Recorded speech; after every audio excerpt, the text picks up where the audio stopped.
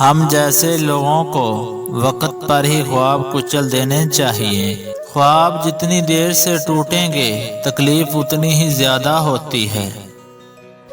معاشرہ تب ہی ترقی کرتا ہے جب سب لوگ ذاتی مفاد پر اجتماعی مفاد کو ترجیح دیں۔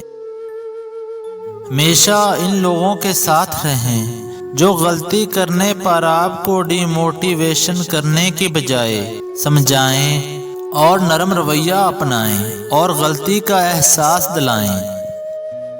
کبھی کبھی ہم اپنے جذبات بالکل بھی شیئر نہیں کر پاتے کہ ہم کس کو کتنا مس کر رہے ہیں، کتنا چاہتے ہیں۔ وجہ ایگو نہیں ہوتا، بس خوف ہوتا ہے، ڈر لگتا ہے، اور اس بات سے ڈرتے ہیں کہ کہیں ہمارے احساسات کی بے قدری نہ ہو جائے۔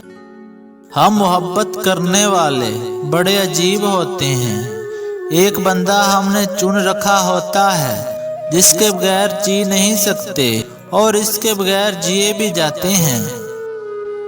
جب لوگ آپ کو تکلیف دینے کے لیے کوئی تجویز نہیں ڈھونڈ پاتے تو سب سے پہلے الزام آپ کی مخلصی پر لگاتے ہیں۔